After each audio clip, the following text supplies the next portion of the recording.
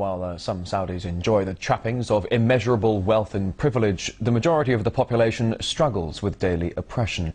And while ignoring issues in their homeland, Arab oil magnates remain committed to exporting regime change to neighboring countries. In the region is RT's Oksana Boyka. The Corniche embankment in Beirut is famed for its refreshing breeze and its breezy ways. It's a place where headscarves and miniskirts don't come into conflict, even when donned all at once.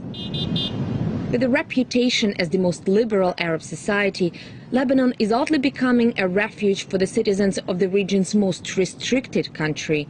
Thousands of Saudis come to Beirut every month in what some call a freedom vacation. I was born in KSA. I suffered a lot there because it's too limited. I have to cover my face, my eyes, my whole body. What? I'm a human being over here. Please look at me. It is here where many Saudi women get a chance to walk the streets all by themselves, and Saudi men can indulge themselves in gambling in Beirut's many casinos, something that would be absolutely off limits at home. Saudi Arabia is the most conservative country in the world, where women are still banned from driving and need the permission from their male guardian, be it a father, a husband or a son, to simply get a job. The royal family that's been keeping these rules in place insists they are part of Saudi heritage and therefore should be respected. But while prescribing this restrictive lifestyle for its citizens, some members of Saudi elite don't seem to think these rules apply to themselves. When it comes to cutting loose abroad, some of the Saudi establishment don't exactly present a picture of religious piety.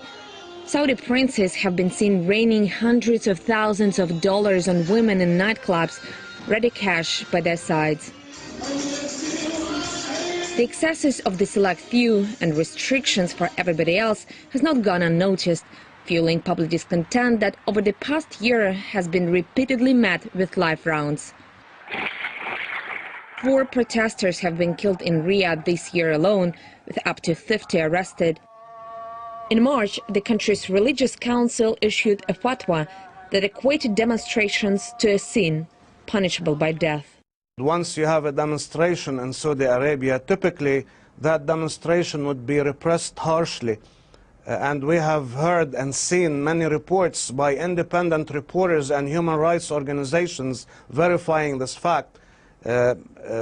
Demonstrations in Saudi Arabia are simply illegal.